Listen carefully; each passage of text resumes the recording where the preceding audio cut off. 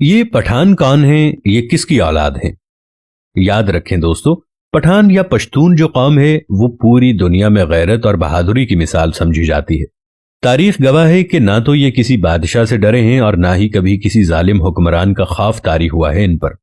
دنیا میں اب تک کئی بڑی بڑی اقوام نے متعدد بار پٹھانوں کو زیر کرنے کی کوشش کی ہے، مگر سب کے سب ناکام رہے، اور آدھی دنیا فتح کرنے والے سکندر اعظم نے بھی جب افغانستان میں اپنا قدم رکھا تو پختونوں نے دنیا کی سب سے بڑی منظم فوج کو بھی دھول چٹا کر رکھ دی، اور یہ سلسلہ امریکہ کو افغانستان سے بھگانے کی صورت میں آج تک ایسے ہی جاری ہے۔ آخر یہ پٹھان ہیں کون اور یہ کس نسل سے تعلق رکھتے ہیں، اور رسول اللہ صلی اللہ علیہ وآلہ وسلم نے ان لوگوں کے لیے کیا دعا فرمائی تھی؟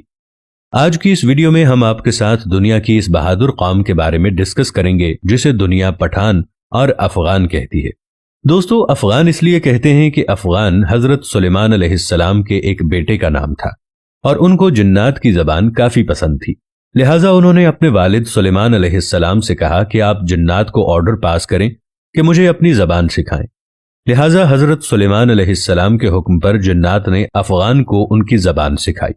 آپ نے اکثر دیکھا ہوگا اپنے علاقے میں لوگ کہتے ہیں کہ یہ پشتو جو ہے یہ جنوں کی زبان ہے۔ اس کے پیچھے لاجک بھی یہی ہے، اور بعد میں یہی زبان پختون کے نام سے مشہور ہوئی۔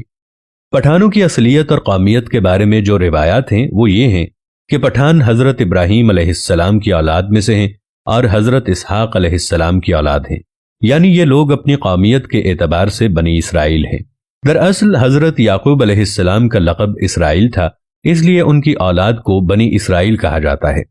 حضرت یعقوب علیہ السلام کے 12 بیٹے تھے، اور انہی سے بنی اسرائیل کی 12 قومیں آگے چلیں، اور تاریخ دانوں کے مطابق انہی میں سے ایک قوم ان پختونوں یا پٹھانوں پر بھی مشتمل تھی۔ جب رسول اللہ صلی اللہ علیہ وآلہ وسلم نے دین اسلام کی تبلیغ شروع کی اور لوگ جاق در جاق اسلام قبول کرنے لگے، تو اس وقت پٹھان قوم کا سردار جس کا نام قیس عبد الرشید تھا، وہ اپنے پورے خاندان کے ساتھ رسول اللہ صلی اللہ علیہ وآلہ وسلم کی خدمت میں حاضر ہوا، اور آپ صلی اللہ علیہ وآلہ وسلم کے ہاتھ پر بیعت کر کے مسلمان ہو گیا۔ اب جو کہ قیس ایک عبرانی لفظ ہے، لہٰذا آپ صلی اللہ علیہ وآلہ وسلم نے اس کو تبدیل کر کے عبد الرشید نام کو پسند فرمایا، اور یوں حضرت قیس عبد الرشید نے اپنے پورے قبیلے کے ساتھ اسلام قبول کر لیا، اور اس طرح سے انہیں پہلے پختون صحابی ہونے کا اعزاز حاصل ہوا۔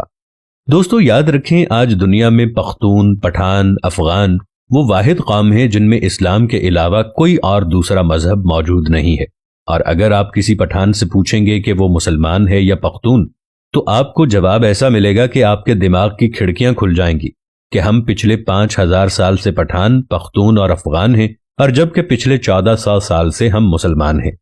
اب سوال یہ پیدا ہوتا ہے کہ افغان قوم کو پٹھان کیوں کہا جاتا ہے؟ تو اس کے پیچھے واقعہ کچھ یوں ہے کہ جب کافروں نے مکہ مکرمہ پر قبضہ کر لیا تو رسول اللہ صلی اللہ علیہ وآلہ وسلم نے حضرت خالد بن ولید رضی اللہ تعالی عنہ کو آرڈر پاس کیا کہ جاؤ اور اپنے افغان بھائیوں کو جہاد پر بلا لاؤ۔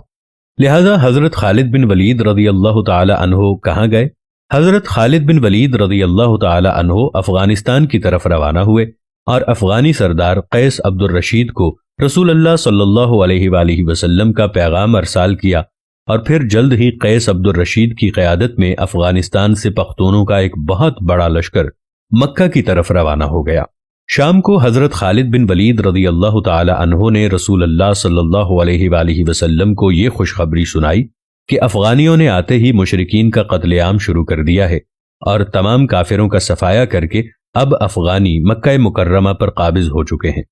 جب رسول اللہ صلی اللہ علیہ وآلہ وسلم نے یہ سنا تو اس وقت آپ صلی اللہ علیہ وآلہ وسلم کی زبان مبارکہ سے یہ الفاظ نکلے، بطون بطون بطون۔ پھر آپ صلی اللہ علیہ وآلہ وسلم نے فرمایا، اللہ ان کی اولاد کو فروغ بخشے گا اور ان کے قبیلے کی طاقت اور تعداد سب سے زیادہ ہوگی۔ اس کے بعد رسول اللہ صلی اللہ علیہ وآلہ وسلم نے فرمایا کہ اس مرد یعنی پہلے پختون صحابی قیس عبد الرشید کی نسلوں میں سے ایک عظیم قبیلہ پیدا ہوگا جس کے افراد قیامت تک سلامتی اور اتحاد کے ساتھ شریعت اسلامی پر ثابت قدم رہیں گے۔ اب جو لفظ رسول اللہ صلی اللہ علیہ وآلہ وسلم نے فرمایا یعنی بطان، یہ عربی زبان کا لفظ ہے جس کا مطلب ہے ایک ایسی سخت لکڑی جو بڑے بڑے سمندری جہازوں میں لگائی جاتی ہے۔ جس کو سمندر کا خطرناک پانی بھی برباد نہیں کر سکتا۔ یعنی پٹھانوں کو ان کا یہ نام خود رسول اللہ صلی اللہ علیہ وآلہ وسلم نے دیا تھا، اور جب یہ لفظ بطان بر صغیر میں پہنچا تو بطان سے پٹھان ہو گیا۔ آج اس قوم کو فارسی زبان میں پشتون اور ان کی مقامی زبان میں پختون اور اردو زبان میں پٹھان کہہ کر پکارا جاتا ہے۔ یہ قوم پوری دنیا کے مختلف علاقوں میں پھیلی ہوئی ایک غیرت مند قوم شمار کی جاتی ہے، جس میں افغانستان، پاکستان اور بھارت اول نمبر پر آتے ہیں۔ پٹھانوں نے قیام پاکستان میں بھی بھرپور حصہ لیا تھا، اور بعض انگریز مورخین کا ماننا ہے کہ یہ پٹھان قوم ارجینیا کے کسی علاقے میں رہا کرتی تھی، اور ارجینیا کے لوگوں کا بھی یہی کہنا ہے کہ پٹھان قوم ارجینیا کا ایک حصہ ہے۔ پٹھانوں کا اللہ کی راہ میں لڑنے کا جذبہ ہے جو آج تک اس قوم کے اندر ایسے ہی باقی ہے۔ یہ لوگ اپنے دین کو لے کر کافی سخت ہوتے ہیں اور شریعت اور نام خداوندی کے لیے ہر وقت مر مٹنے کے لیے تیار ہوتے ہیں۔ آپ نے افغانستان میں تو دیکھا ہوگا، جس کا نظارہ ہمیں دنیا کے اکثر مختلف حصوں میں دیکھنے کو بھی ملتا رہتا ہے۔ اس قوم کا ذکر قرب قیامت میں پیش آنے والے واقعات میں بھی ملتا ہے، اور بعض مورخین کے مطابق حضرت امام مہدی رحمت اللہ علیہ کی مدد کے لیے جو بر صغیر سے کالے جھنڈوں کا لشکر نکلے گا، ان میں کافی بڑی تعداد انہی پٹھانوں پر مشتمل ہوگی۔ قرب قیامت کی نشانیوں میں خراسان کے علاقے کا جو ذکر کیا گیا ہے، اس میں بھی افغانستان شامل ہے۔ اسی لشکر کے بارے میں رسول اللہ صلی اللہ علیہ وآلہ وسلم کا فرمان ہے کہ قرب قیامت اس کالے جھنڈے والے لشکر کا راستہ اس دنیا میں کوئی بھی نہیں روک پائے گا، یہاں تک کہ یہی کالے جھنڈے بیت المقدس کے اندر نصب کر دیے جائیں گے، جبکہ بعض دوسری حدیثوں کے مطابق غزوہ ہند کا آغاز بھی خراسان یعنی موجودہ افغانستان سے ہی ہوگا۔ چنانچہ افغانیوں کی اس قدر غیرت، جرت اور بڑی بڑی سپر پاورز کو بغیر کسی ہتھیار کے دھول چٹا دینا، یہ سب حضور اکرم صلی اللہ علیہ وآلہ وسلم کی دعاؤں کا ہی اثر ہے، جو کہ آپ نے اس قوم سے خوش ہو کر ان کے حق میں اللہ تعالیٰ سے دعا کی تھی۔